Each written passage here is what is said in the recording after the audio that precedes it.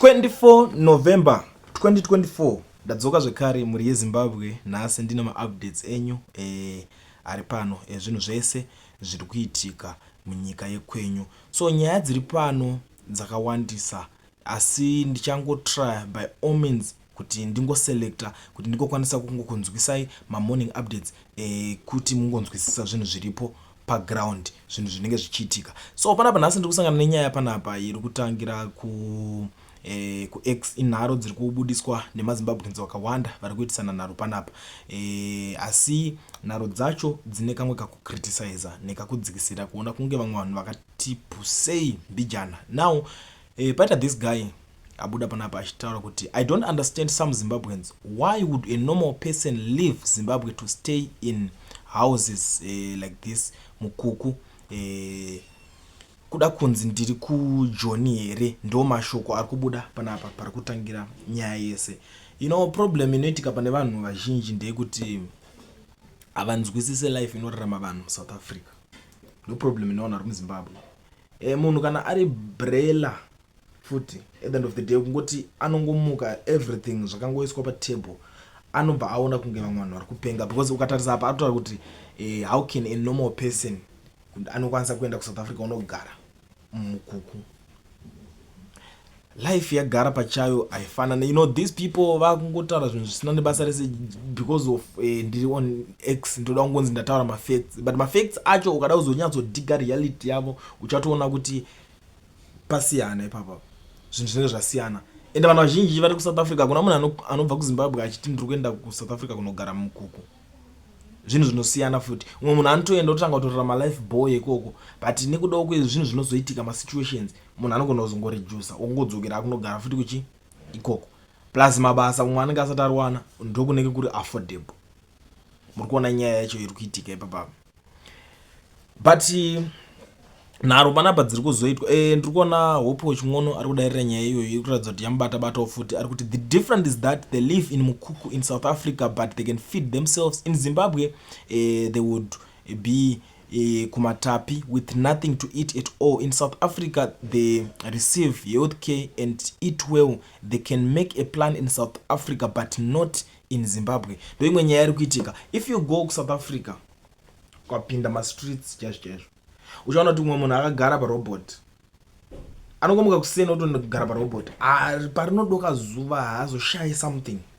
Zvatosiyana nekuZimbabwe. KuZimbabwe yanga imboripo yeye vaiti hanzi market vanga uripo veve, zvakazongoonekwa kuti hazvinangana nemusoro wese. Ukatonotarisa iko zvinezvi I don't think kuti maZimbabweans vachiri kutoenda ipapa, vakatosvika pakutozvinetera vakati yakomana takabvira kudhara tichingonzi tiri kuregister panapa but hapana chinhu chiri kumbofamba panapa.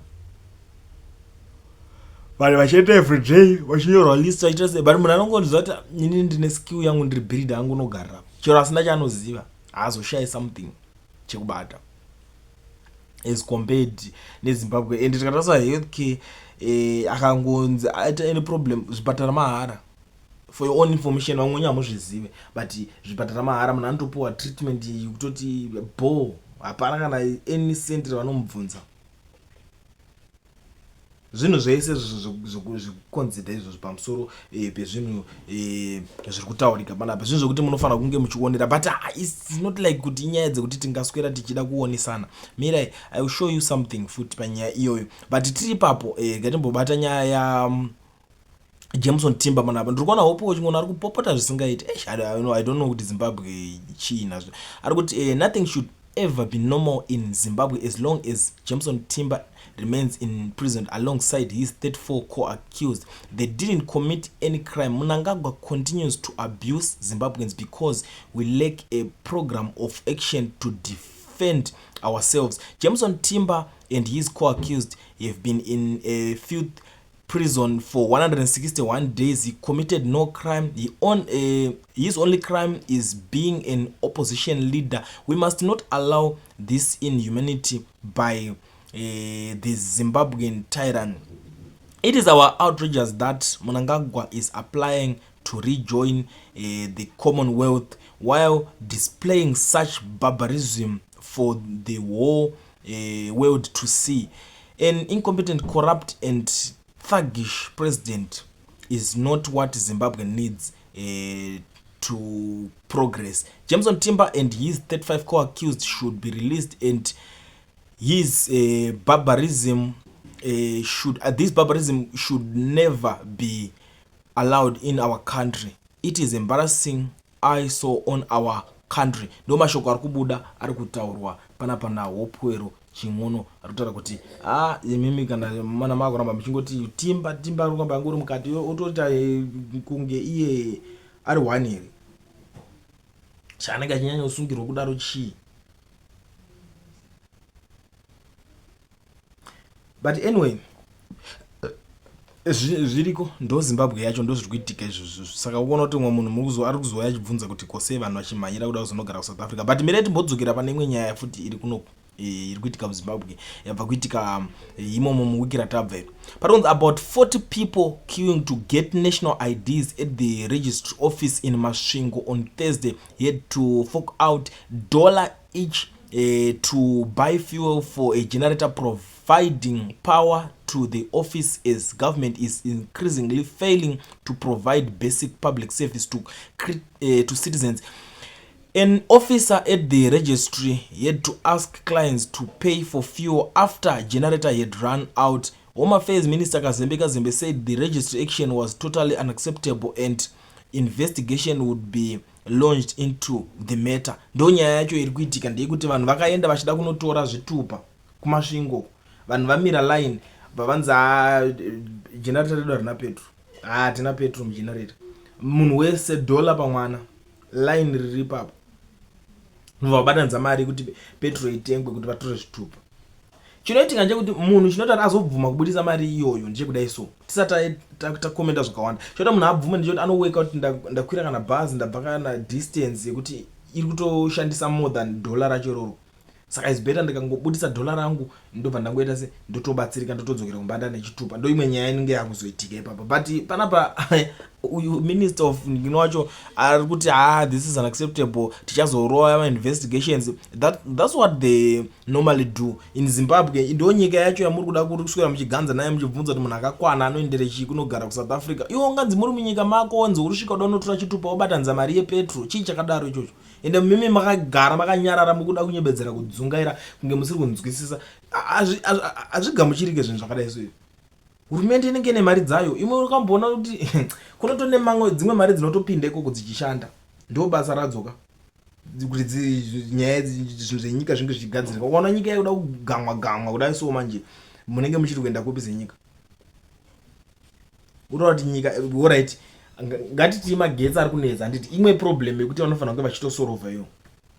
What about masolar? Chisaika masolar ipapo kana munoona zvegenerator zviri kucosta. Solar system gaga zvatopera inombeta mari igwe zvekuti hurumende ingatadza kuafoda. Makambona hurumende inonzi kutadza kuafoda chii inonzi kutadza kuafoda.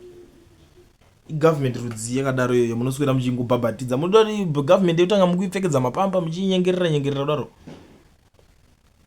Izvi zvinhu zvati zvikutoshamisa vanhu paZimbabwe. Aiwa munonyawa rizina. Mumwe panapa ari kuona vaZimbabwe dzacho vanaka.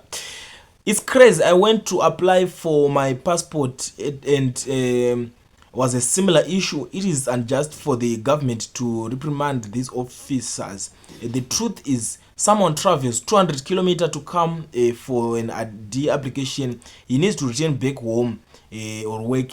If you do your cost benefit analysis, saka ndo nyaya imwe iri kutaurwa panapa kuti ayo izvi ndakambosangana nazvo, asi chinoitika ngekuti unenge watoenda uchiti inini zvangu is better kuti mungondiitira ndingokupai $1 racho mabva maitongoita zvinhu izvozvo. Hapana zvimwe zvokuti tingatadza kuningirina, tingatadza kuitirwa. But munhu anozokomplaina akutoenda kuti mwana nyika rudzii. Umwe ari kuti registry office at ZITF Bulawayo on Wednesday, there was no ZESA the whole day. The one at Misiteli had no network, and that's our second republic. Zviriko zvitupa zvakutonetsa kutora. Ndo zvinhu zvakutoitika. Unoona pachinzi pa registry office yoswera chinzi haina magetsi, saka uchada kuita sei?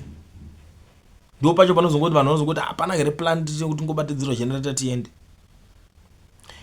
Mumwe panapa ari kuti getting your first ID card over age 16-18 is a cost of $2 now. Replacing lost damaged ID documents now is $5 standard fee or $10 for agent processing. Now add fuel to these costs. Being a citizen of this country is a burden and unfortunate experience. Mashoko mamwe ari kubuda kune mumwe munhu. Thus bad when a supposedly benefactor robs the beneficiaries, the ministry must give feedback through the same platform. Ndakagara nje ndakatomboya panapa ndikabvunza ndikati guys, iripo here ministry yamunoti muZimbabwe iyi ministry iri kuranwa zvakanaka haina kana zvimwe zvinhu. Vamwe vakati chichi pakashaya kana one up to now ndichingori nayo challenge yacho. Kana uchiziva kuti pane ministry unoziva kuti minister of chakati ari kushanda zvakanaka, ari kuwa basa rakanaka, aiwa ndiudzei ndinenge ndakatomirira kutozivawo tibva tamboona kuti totarisawo kuti chii chaari kuita. Hapana kana chinhu uri kumboti unganyatsonongedzera ukati uyu ari kunyatsotiitira zvinhu zvino I don't know kuti chii. Varotanga vese vakazvarwa nemunhu wani, vatanga vana vemunhu wani vese zvavo. Aumanaka haya right. Muchafarira ng'anga neichabata mai uroi. Dollar for fuel zviri nani pane kufambira mahara after paying mushikashika kwawabva nekwauri kuenda. Mumwe ari kurizina zvinhu zvakadai so.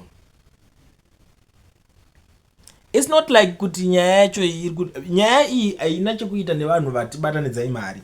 Pane zvimwe vanhu chamusiri kunzwisisa. Imi muchabva matomhanyira kamuti munhu anenge atotibatanidzai vanhu mari anenge akutonzwa tsitsi kuti pamwe anongoziva kuti ane zuro vanhu vakauya futi vakadzokera nhasi vakudzokera ubva ngoti but tine kana muchida ngatiite plan B yegenerator. Hatisi kuti munhu akati vanhu batanidzai mari ndiye ari problem haasiri iye. Problem mabhosa acho, problem ndi minister wacho ndiye ane problem. Anofanira kunge achigadzirisa nyaya diki dzakaita sedzidzi. Zvofanira kunge zvese zviri intact kudai so, zviri paposition. Ndo pane nyaya hombe ipapo. Kwete kuti mimi moti aiwa nekuti uyo abatanidza madhola ari kuti zvinhu zvifambe. Mushanda nepta plan B.